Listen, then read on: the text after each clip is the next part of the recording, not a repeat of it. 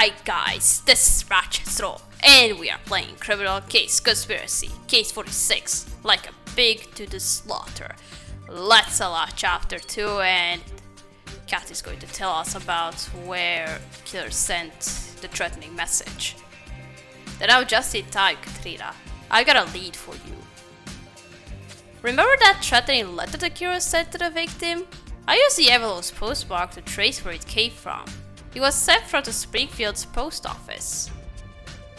Well, Katrina, there's no doubt the killer was at that post office. Let's get down there and see if they left any clues behind. Okay. You're already reporting that sheriff is dead. And which journalist got that before we could even solve the case? Thanks for that.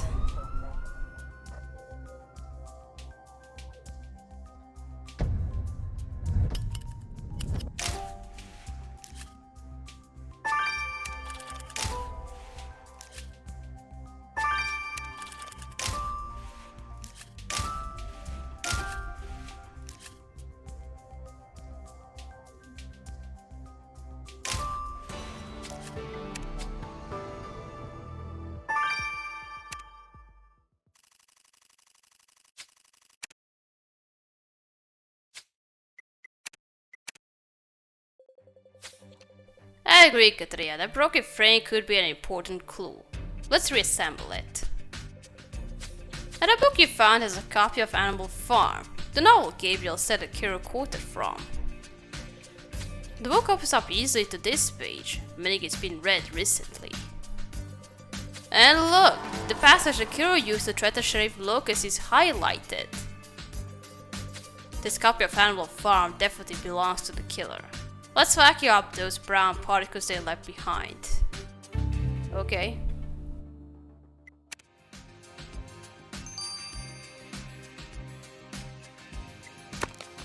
Alright, let's collect first whatever those are.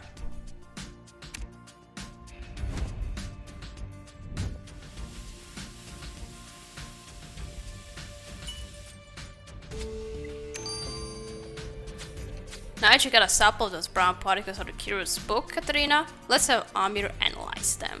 Of course. That sample looks like dirt.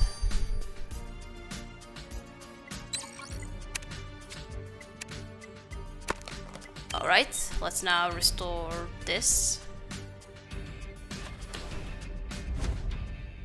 Okay, that's Sheriff with somebody else.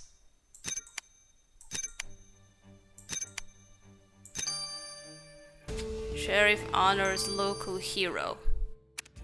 And who's the guy next to him? You put together a framed newspaper article, Katrina. And the cover story features the victim. The headline goes, Sheriff honors local hero. I recognize the other fellow, but it's likely he knew the victim. Let's run this local hero through the database and see what we can find. Yeah, why was he honor the local hero?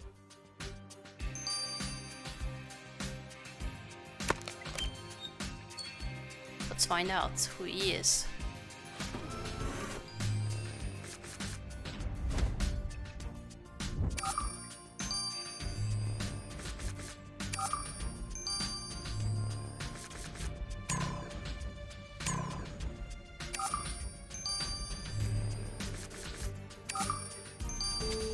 You identified Wilbur Abernathy. Wait, what is that? What does that name sound familiar to me? The man in that newspaper article featuring the sheriff is a certain Wilbur Abernathy, and it says he's the post office manager. Let's ask Mr. Abernathy whether he is acquainted with the victim Katrina, and it's possible he remembers the killer mailing that threat. I don't know, the last name sounds familiar to me. Is it somebody I met in Criminal Case or just from... or somewhere else? TV show, I don't know. Sounds familiar to me. Hello officers, what can I do for the Greensboro PD? Inspector Katrina is investigating Sheriff Locust's murder. Yes, I saw that on the news eating my bacon this morning. Such a tragedy. How well did you know the sheriff? We saw this newspaper article about the two of you. Well, Roy wasn't just a loyal customer, he was also very community-minded.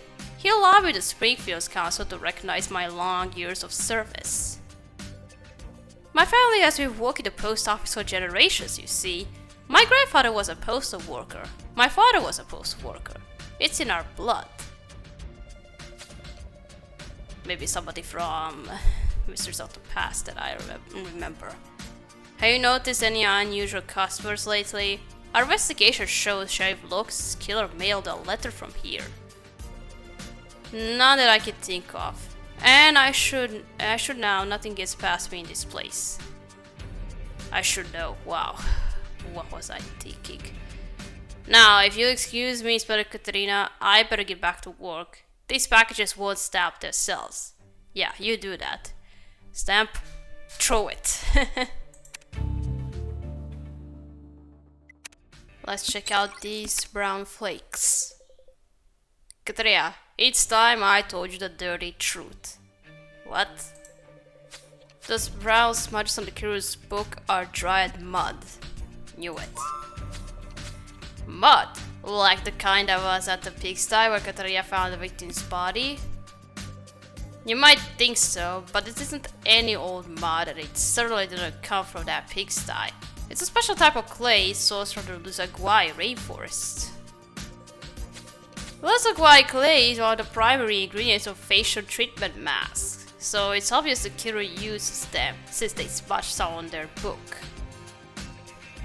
Speaking of facial masks, Katerina, they do wonders for your complexion. In fact, I recommend... I know all about them, Amir. Zoe says I should try them. But now that we know they use mud facial masks, it'll be guilt written all over the killer's face. Oh, the mud mask. Meanwhile, I'm with you, Katerina. We should return to Sheriff Locke's house and do another sweep for clues. I don't think I want to put that mask on my face. Well, it probably wasn't that kind of mask, but I've seen that every time somebody put some black mask on their face, it was hard to take it off. And those were just idiots from Fail Army.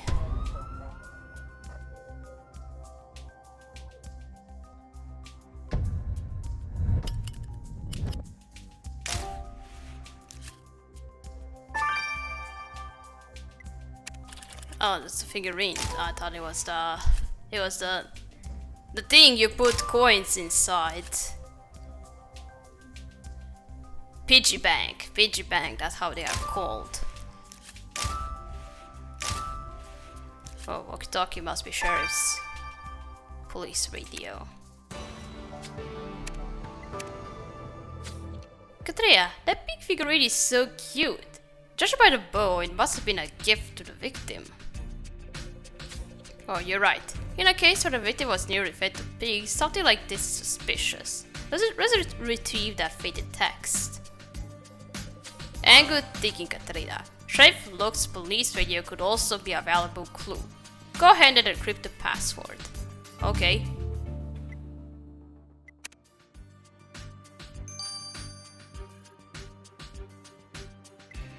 Alright, first let's see this radio.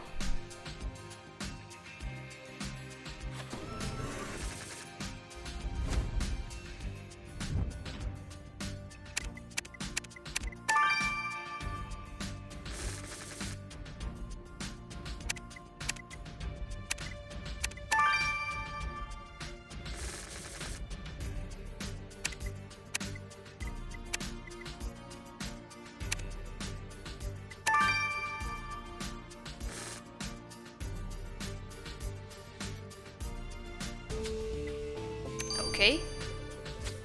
You unlocked the victim's police radio, but the configuration is entirely different to the ones we use. You know how I am with technology, Katerina.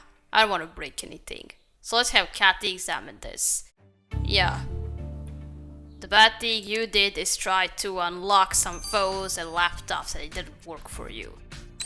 1, 2, 3, 4, 5, no. 5, 4, 3, 2, 1, no. Yeah, who would be that that dumb to put that kind of password.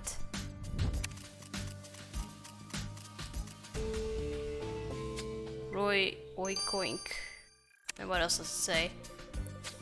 That figurine just gets weirder and weirder, Katrina. All that note says is oink oink, and it's been signed by someone named Charlotte.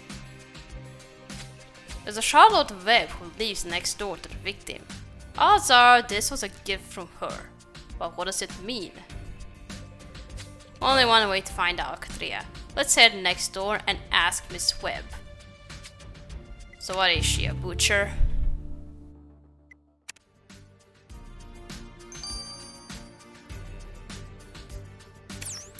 Let's go talk to her.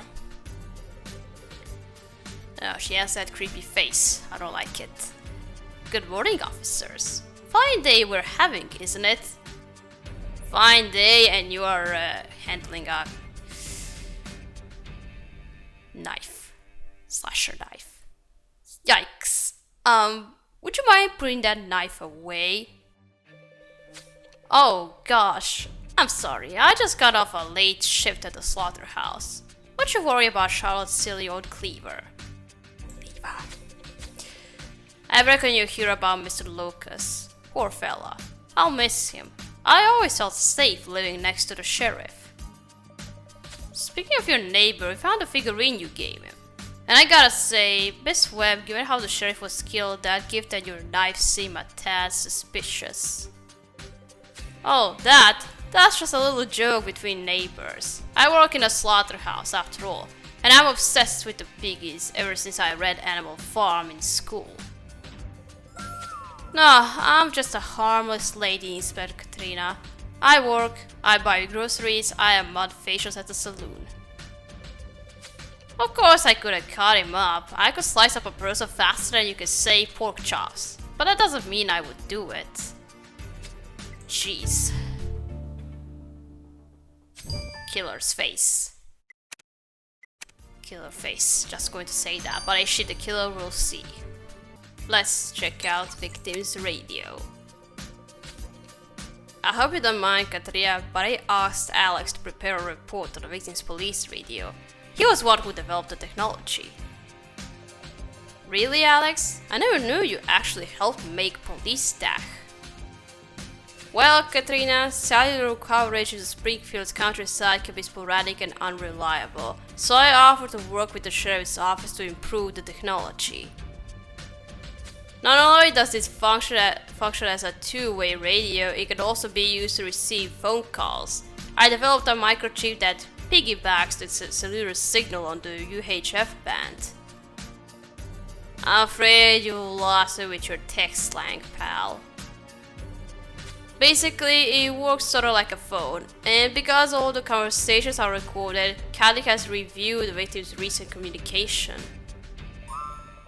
And have you found anything relevant to our case? Well, I'm not sure. The last call recorded is from Mia, arguing with her father about something. Listen to this. I warned you about this, Mia. If you defy me again,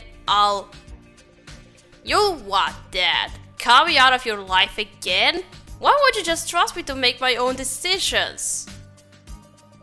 Oh dear, there really is an argument. Mia said she had dinner with the sheriff last night, but never told us they fought. Mia is going through hell right now, Katrina, but we need to ask her about this. Yeah. You two were having a fight again. Alright, I hate to ask you this, but why were you arguing with your father before he died? Oh, Inspector Katrina, I wish there was some way I could help catch the monster who killed my father, but I just can't stop crying. It's alright, Mia. There is something you might help us with, actually. What were you and your father arguing about last night? Oh goodness, you know about that? It's so awful, Inspector Katrina. The last time we spoke, we said such nasty things to each other. The truth is, Dad disapproved of my boyfriend. He's always been so overprotective. Nobody was good enough for his daughter. Brooke and I were dating long before I moved away from Springfield, and Dad thought we'd broken up. Hold on, Brooke?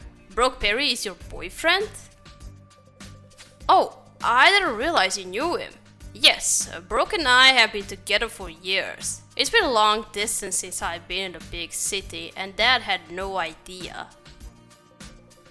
Then my father and I reconnected and he discovered we were still together. He was furious, so I just stormed out at the dinner last night. I phoned him afterwards to iron things out, but that just made things worse. I had to have a mud facial to calm myself down, and now I'll never talk to my daddy again. Okay, only put a mud mask, so it's not you. Katrina, that's rough for Mia, knowing her last conversation with her father was an argument. But the cause of that argument never mentioned to us he was dating Mia, or involved with the sheriff's family at all. Let's grill Brooke about this and see what he has to say now.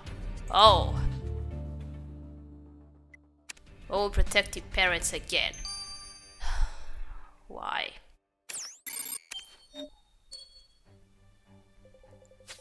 What is it now, Inspector Katrina? Can't a guy eat his bacon and eggs in peace? Breakfast will have to wait, Mr. Perry. You neglected to tell us you were dating the victim's daughter. Mia's already told us her father didn't approve of the relationship. That dang sheriff meddling in our business. He had it in for me from day one. Worse still, it was Sheriff Locust who encouraged Mia to be a cop, then drove her away with his pigheadedness. She moved to the city because of a fallout with her dad. It felt like I was losing the love of my life. But now that the sheriff is dead, he won't be causing you any more problems. What's that supposed to be? I don't need to kill him. Mia and I, we're in this for life. Our love will survive anything. Oh, you just ate bacon. So it's not going to be you. This case is as violent as they come, Katarina. A local sheriff is sliced to pieces and left behind as swine food. Mia is obviously distraught about her father's murder, but it turns out she was fighting with him. It seems the sheriff was getting in the way of her relationship with her boyfriend, Brock Perry. Luckily, Mia isn't our only suspect. There's also the victim's clever, happy neighbor, who seems... Inspector Katrina, you gotta help me. Cardawari holding a pig. I need somewhere to hide. Oh, don't tell me you stole a pig. Jesus, you shouldn't have done that, Carter, if you did steal pig. Alright, we're gonna start here. We're gonna continue playing in chapter 3. So, thank you for watching. Don't forget to like this video, and I'll see you again. Goodbye!